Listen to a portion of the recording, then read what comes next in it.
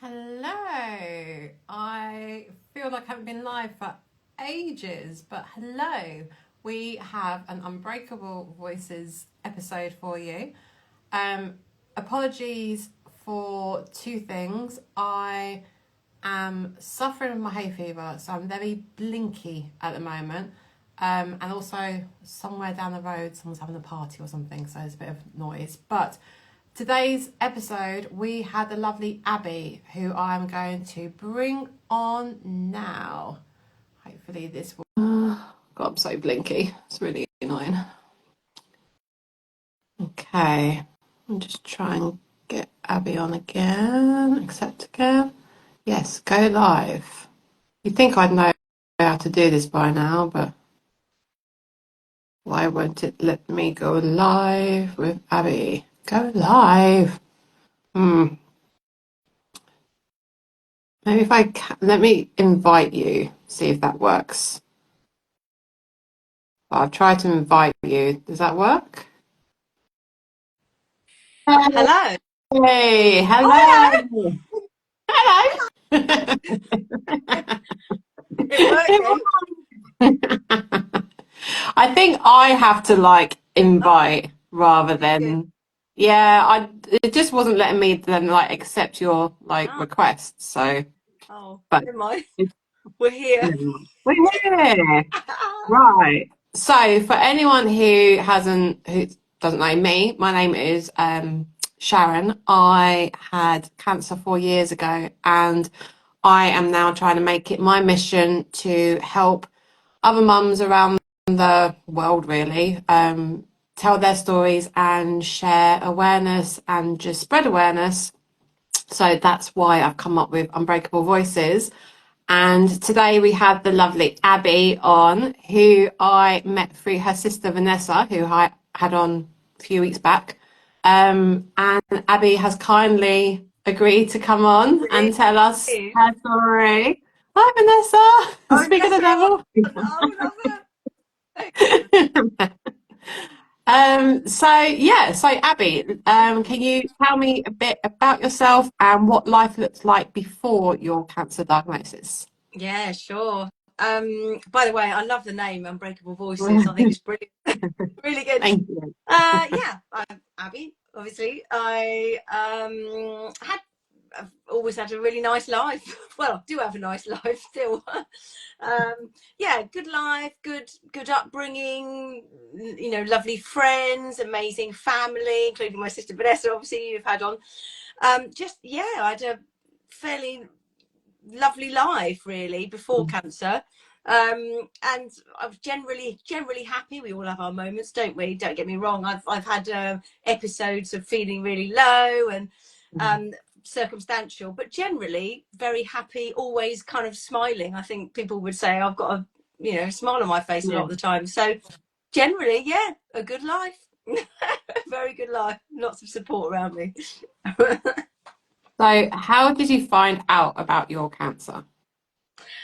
Well, I was okay. So I was basically copping a feel in December 19. And so, when they tell you, don't they, just to kind of feel your boobs, see if you can Mm. feel anything that's different. So mine was obviously breast cancer. You may have gathered from that. So yeah, I was feeling around and I felt something that sort of here on that side that just felt a bit strange. So anyway, that was in December 19. So in January 2020, I went to the doctors and I said, what's all this about? This was the period between Christmas and New Year in December 19. So in 2020, I went to the doctors and they sent me for the 2 week sort of, could it be cancer check, Mm. And anyway, and I had all of the tests. I had the mammogram, the biopsy, all of them. And basically, it came back that it was excess fibrous tissue. So it wasn't actually what they thought might be cancer, but I was told it was microcalcifications, something like that, which is kind of pre-cancerous, but not necessarily gets cancerous anyway. So I think they were all a bit confused actually. So they sent me on my way, and just said, you know, just in fact they didn't say anything. They just said it's excess fibrous tissue. Sent me on my way. So that was in February 2020. Well, of course, excuse me. I think I've got my dinner in my teeth. So I've just. Oh, that's why I've got it now. So anyway, March 2020, COVID hit, and so nobody went to the doctors, did they, for anything that was really, you know, unless it was COVID related. So I was going about my life, not knowing anything different. COVID hit, fairly stressful time for some, for most. And anyway, in June, my lump was still there. I thought this is really, really strange. Anyway, it got to, just fast forward to about October time. And I had my husband, who's now my ex-husband, but he said to me, why don't you just, you know, go and get it checked? And I said, look, no one's listening to anybody that hasn't got COVID, and I'm sure it's fine. They never actually sort of said to me, keep an eye on it, and if you think it's any, you know, they just didn't say that. No. So anyway, I didn't think, and I had no idea. I don't know about you, Sharon, but I had no idea about, you know, I knew cancer was out there, but I didn't know what to look for or anything like that.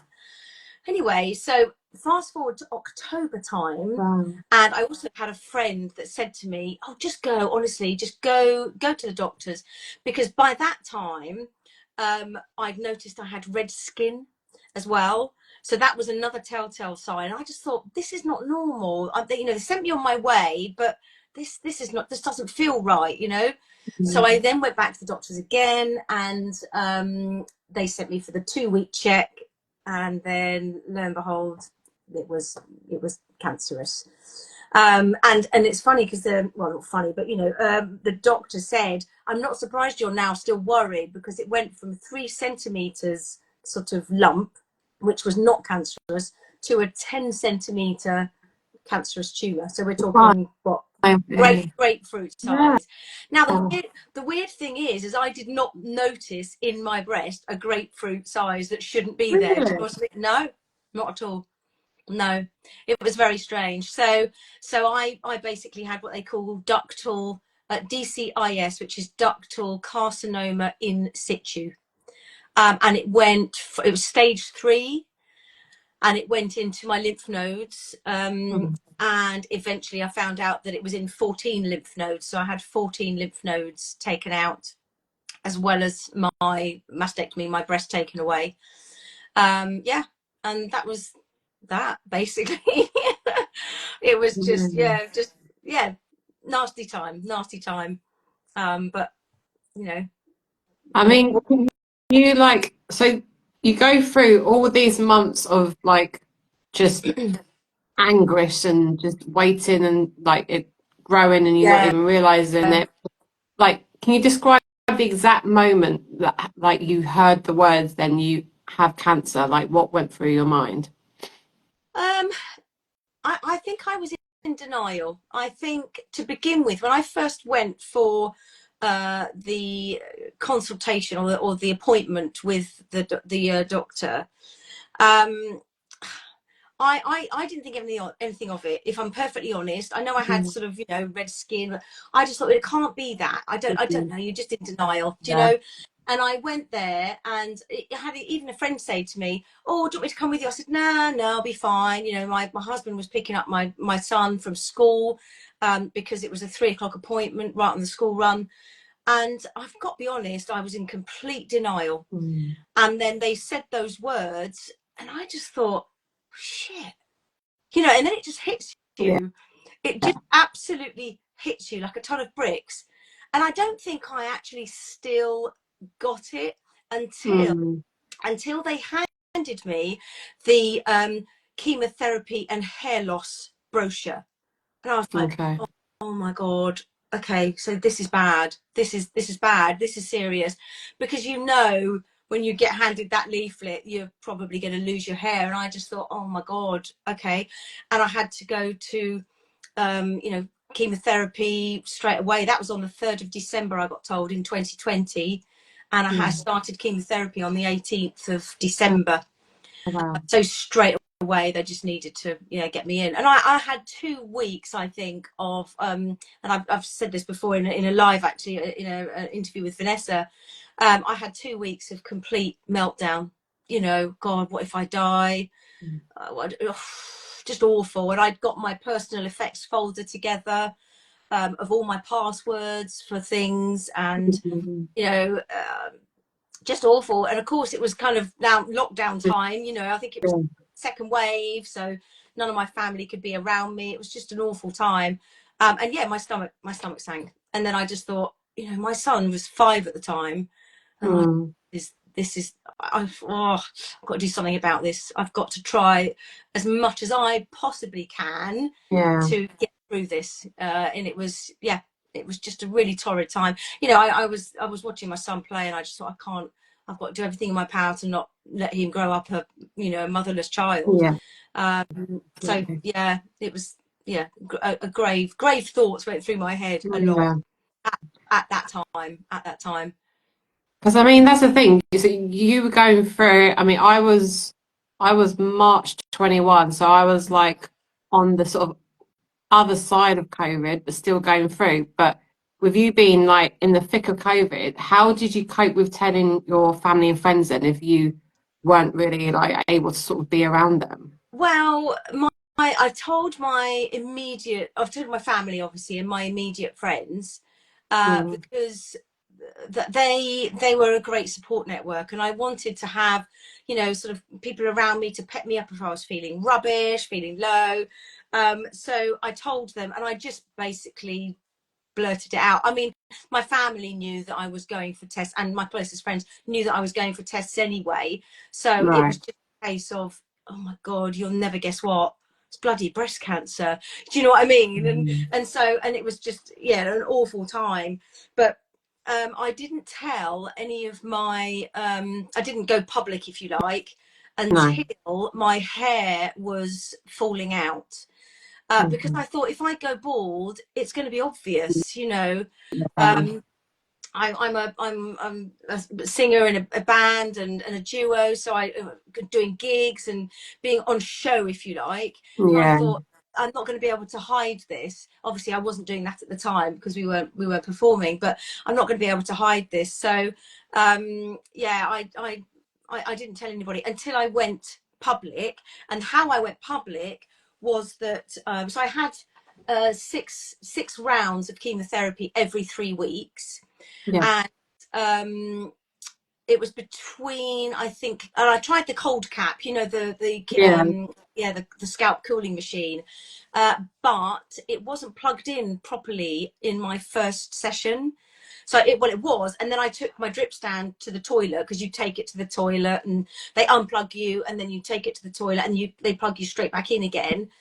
When I brought my drip stand back, but I don't think it wasn't plugged in properly when I came back from the loo. And all of a sudden somebody said to me, Abbie, are you supposed to be plugged in? I said, I am. Yeah, I am. She said, no, you're not. And she kind of clicked it in like that, and I felt all the cold coming up again. I mean, it's freezing. Your hair just freezes because it's so damn cold, and it's so painful. But worth a try. I wanted to give it everything I could to save my hair. Anyway, it was coming out in droves.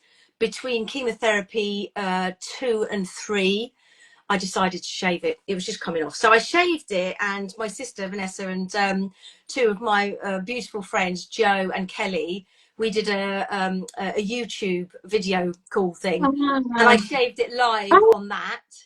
Wow, I love that. My best friend from school, Kelly, she did it as well to support me, because we were going to do it in person, but of course we couldn't.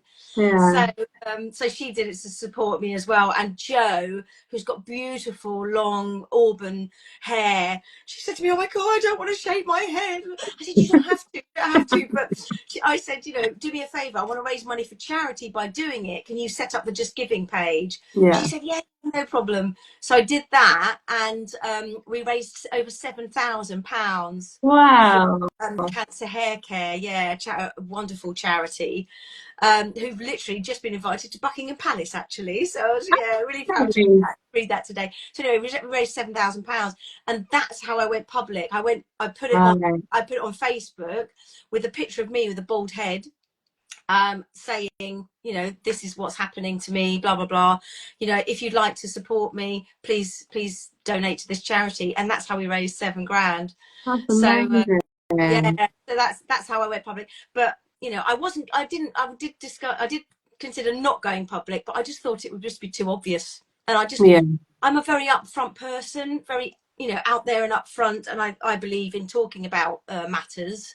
So I wanted to put it out there, and it was unbelievable the support I got. It really was. So yeah, yeah, it Amazing. was amazing. So your mum and everyone's experiences when it comes to telling their children is very different. Yeah. What were your thoughts and how did you tell your son? Okay. So Isaac was 5 at the time, and he so I he's also autistic, so I don't think that he's a very visual person. I'm not sure if he wouldn't have understand the word cancer. He knew there was things going on, because obviously I was, you know, not feeling very well at times and things like that. So I decided to use his Lego pieces. I used his Lego pieces, and obviously you get the little bits of hair, don't you? You get the little the hair on the Yeah, Lego piece. the hairpiece bit, Yeah. yeah. So I knew that I was going to shave my head. So one evening I said to him, darling, we called it my bad mummy's bad boobie. What did we call it? Yeah, bad boobie or something like that. And I said, darling, mummy, you see mummy's hair? And it was long. I had long hair down to about here, blonde. And he's sort of looking at me, and I said, this is mummy. And I had the little Lego piece with the hair piece on it. This is mummy. And again, was looking at me as if I was complete nutbag. And I said, tomorrow, mummy is going to look like this. And I took the Lego hair off, and it was the bald bit of Lego, bald head. And he still sort of looked at me and sort of didn't know quite what I was talking about. Anyway, in the morning, I went into him and I said, see, I told you, mummy looks like this now. And he just looked at me, his eyes were wide open. And he just went, I said, do you want to have a feel? So he went like this, and he went, mummy's soft. Like that. And it was just so cute. So that's how I told him, you know. I just thought that was very visual. He wouldn't have understood otherwise. And yeah, and then obviously he knew that there was something sort of serious going on, but he didn't understand. He was only 5. Yeah. He's 9 now. So yeah. It's such a good way. Yeah. I love that way. Brilliant. Yeah. So you had chemo. Yes. What other treatment did you have for the cancer? So I had chemotherapy. Yeah. I had a mastectomy. So they took off, obviously, the affected breast. Now they replaced it with an implant straight away. So I woke up with a replacement breast. I would have chosen what they call a DIEP flap operation, which is basically where they cut open your tummy and they use the fat from your tummy to build a replacement breast. So your natural fats from your body. But I lost so much weight when I was poorly, and leading up to it as well. I was going through a really, really, really stressful time, because I was kind of going through a breakdown of a marriage as well. So I was going through a stressful time, lost loads of weight, did loads of walking in lockdown. So I think that's where I lost it as well. And I was 2 stone lighter, and I didn't have any fat that they could use to build a replacement breast. So my surgeon said, look, I will build you a breast as long as you understand that because you're having radiotherapy afterwards, you could get what's called capsular contracture, and capsular contracture is where the the scar tissue contracts around the implant. And it can happen to normal cosmetic boob jobs as well, where the scar tissue contracts around the implant. So what happens is on this side, and that's what I got after, because I had radiotherapy afterwards, but I was willing to take that risk rather than be left flat one side. So what happened was I got capsular contracture. So if you imagine the scar tissue contracted around the implant, so my breast literally went really hard and high on my chest and shrunk. So it's half the size of this one. My mum, bless her heart. So I had a prosthetic in sort of what you'd call chicken fillet type things, prosthesis. But my mum, bless her, because I was so wonky, I had one boob up here, and this one, having fed a child, was right down here, the natural one. So my mum took all the underwire out of one side of my bras, so that this side could have underwire on it to build my boobs up, build this one up, and this one, the underwire, I didn't need it because it was so high. Because all I wanted to do was be able to go about my life, not for people not knowing I'd got cancer that didn't know me. Do you know what I mean? So, but my boobs were like that. Anyway, so she did that, and so anyway, so I had that done, got capsular contracture. And then I had to, I was recommended to have another operation, which was to have the implant taken out, replaced with another implant, hoping that it wouldn't happen again, because I wasn't having radiotherapy, so hopefully it would be fine. And at the same time, she uplifted the natural breast, so it was a bit more level. That was brilliant. When I first had that done, I kid you not, I was like, oh my God, this looks amazing. I mean, the implant breast was just, it looked fantastic. I didn't have a nipple, and I haven't had since the operation. I haven't got a areola and a nipple, because the disease was in the nipple as well. So that got taken away. Anyway, looked amazing. But the same happened. I got capsular contracture again. So I had the mastectomy in May 21, the implant taken out and replaced, and the uplift in February 23. And then I have literally just had, in January this year, the operation to take away my tummy to put up there. So I was enjoying a lot of chocolate and sweets and cake and biscuits and all that sort of stuff to put on a bit of weight on my tummy. Except it's got my thighs and my bum as well. But yes, I then had enough fat in my tummy to build a breast. So I've had that operation, which is called a DEP flap. And it's won't lie, painful, but it's absolutely worth it. And now I've got a natural replacement breast, which is brilliant. So it won't happen again, because obviously it's natural, it's my fats, it will grow with me and shrink with if I do lose weight and things like that. So that's what I had. I had to have Zoladex injection, which is basically a monthly injection in my tummy. The needle is absolutely huge. I know I had to have lots of that numbing spray to help, because it was awful. I know. So that was monthly, and now that's quarterly, but I have it in my arm instead, but then a smaller needle. So I have that. I did have, every 6 months, I had what's called zoledronic acid, which is basically an infusion to help build up your bones, and also to prevent bone cancer, because when you've had breast cancer, it's quite common to then, if you get secondary cancer, for it to come in the bones. So I was taking zoledronic acid. I had every 6 months I had an infusion, and I would be out for the count for probably about 3 or 4 days, not being able to do very much, because it was an IV injection. But I had the last one of those last November, so that's done. I'm on I was on tamoxifen, which is a hormone replacement thing, pill, but I'm now on a anastrozole, and that can help, that can promote brittle bones. So again, this treatment helps with the bone density. So that's that. So I'm on that. And I'm also, no, what else am I on? Oh God. Oh yeah.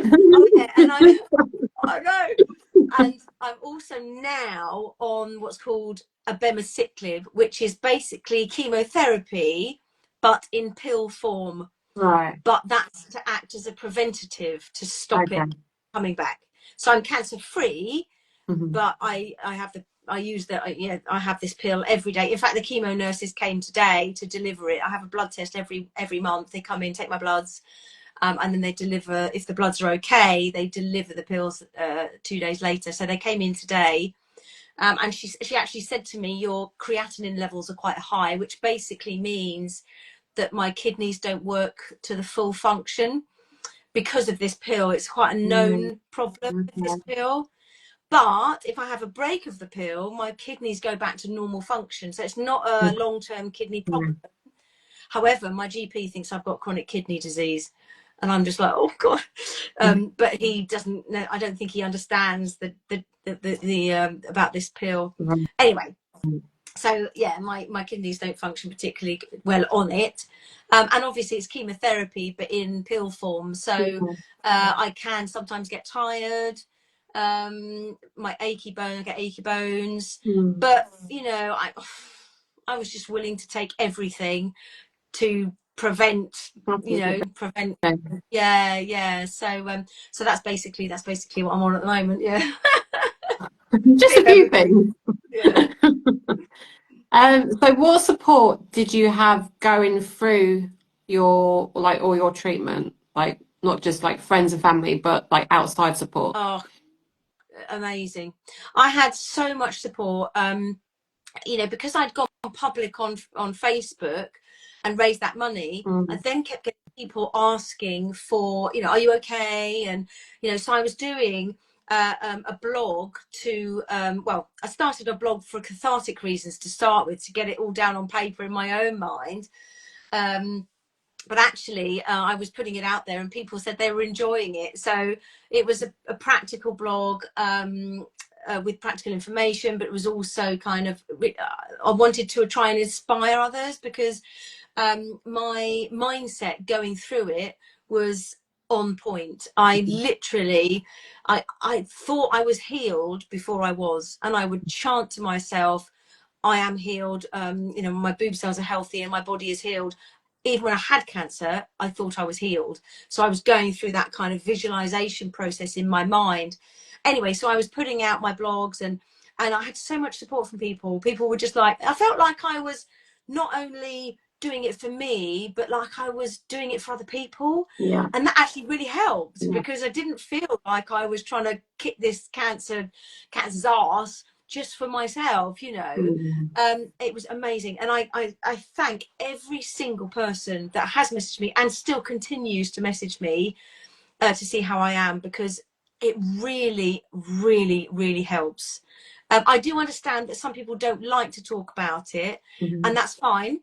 Everyone's entitled to their own way of dealing with things. But personally, I'm an out there kind of person because I think if I can help one person with the right mindset to overcome it, then that's job done for me. And I got messages. I think I got a message from somebody in Canada or America. I wasn't sure where it was. Who on Instagram just saying, you know, my mum's going through it. We're reading your blog. And you know, you're helping us understand what it's like for her to go through it and how to support her. Yeah. I was just so touched. I didn't know this person, but they were following my Instagram page.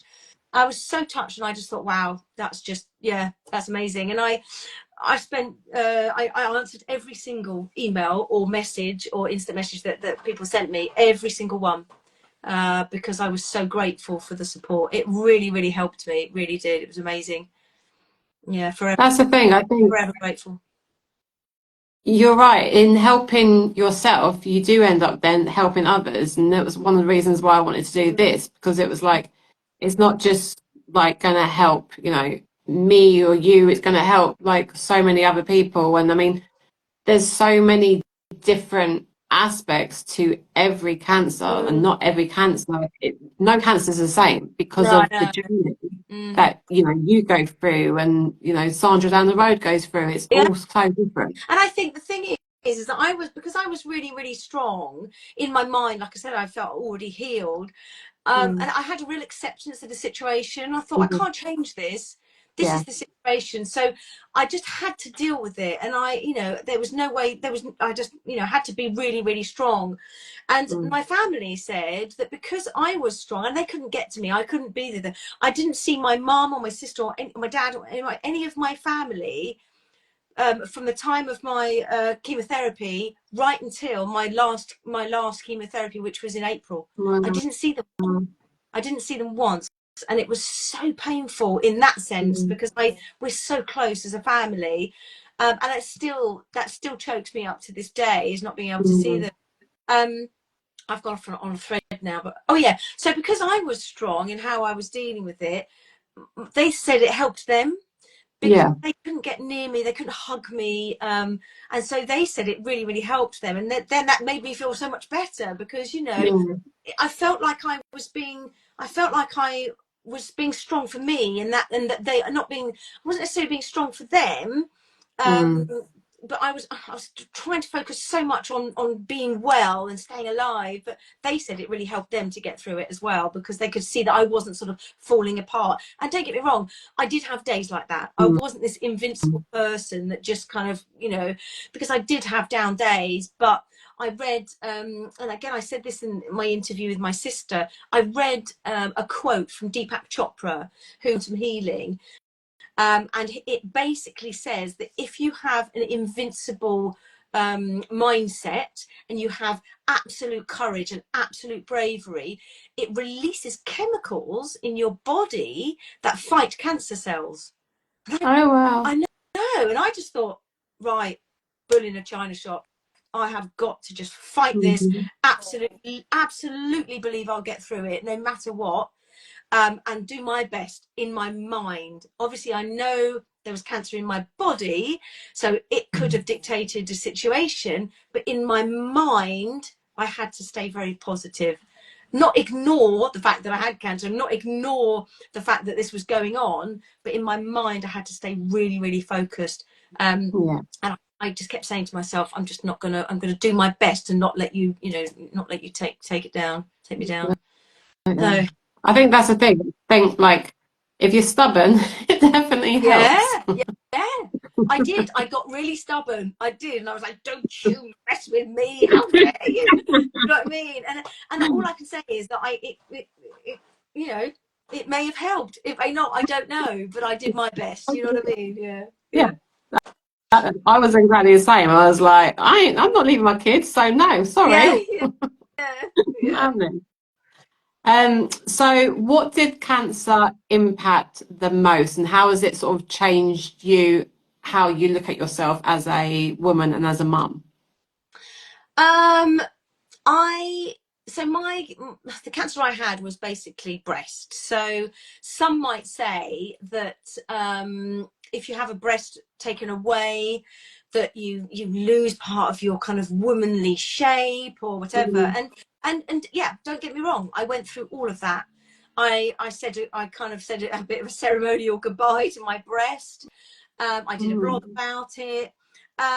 And then I just, I have had to work so hard at being okay with what's different about me.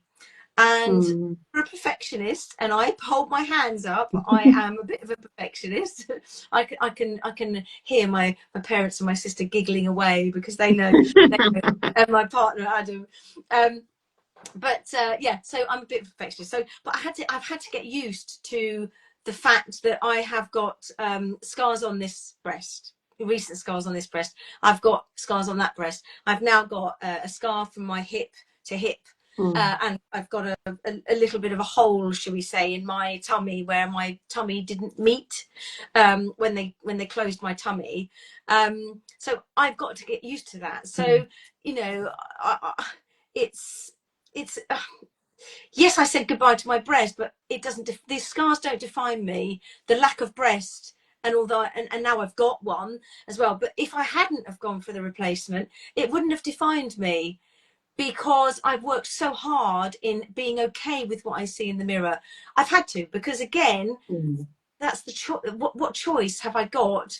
And I chose to be okay with it, and I choose every day to, in my mind, to accept where I am and be grateful for where I am. Because the reason, you know, I'm looking at the mirror at my scars, but I'm standing there looking in the mirror rather than Exactly. you know. Exactly. So Yeah.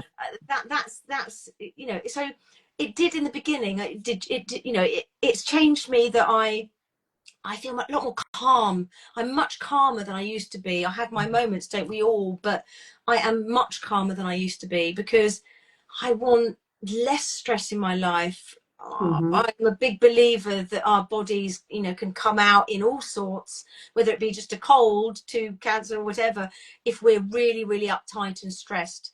They call disease for a reason. Dis-ease. Your body is not at ease.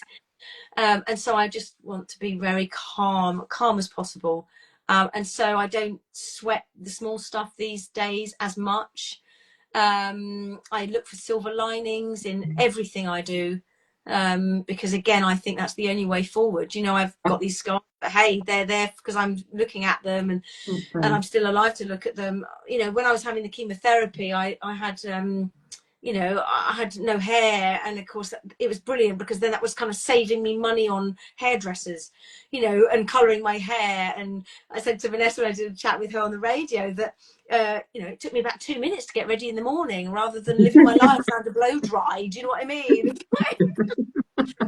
There's lots of silver linings. But There's that's the lots thing. I You wasn't. have to. You have to find the silver linings. You have to, and Yeah. it's not about ignoring. It's not about No. ignoring the bad. It's not about ignoring what's going on, but it's making a choice. It's making Yeah. a choice to feel calm, accepting the situation, feeling more relaxed, and just I don't take offence as much these days. You know, it's just, it's changed me as a person. It really has. And I've gone through a lot of life changes as well, because, as I said, I went through a marriage breakdown. And so consequently moved house.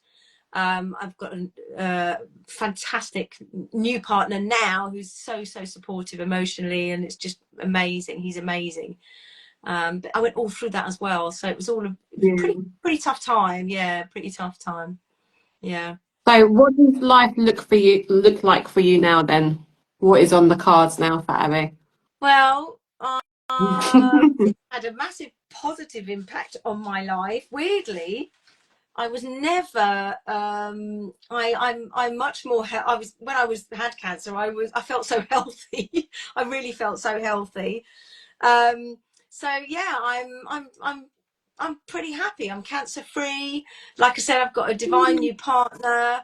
We're getting married as well, and he accepts all my scars, obviously. Do you know what I mean? So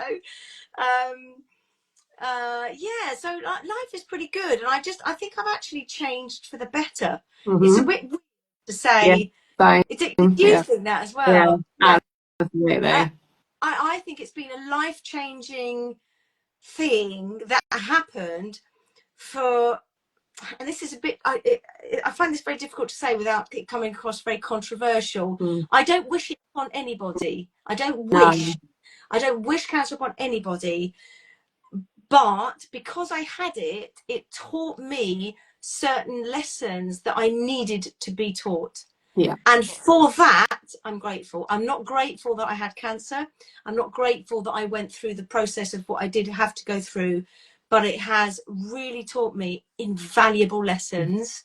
And for that, I'm really grateful. So life is rosy. I'm proper happy. Still have my wonderful family around me, wonderful friends, really good support network.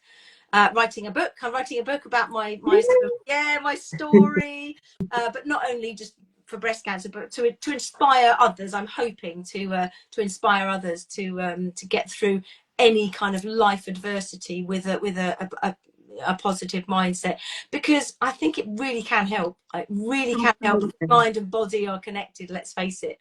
Absolutely. So yeah, that's basically what's going on with me. Well, yeah, Yay, very, very happy. exciting.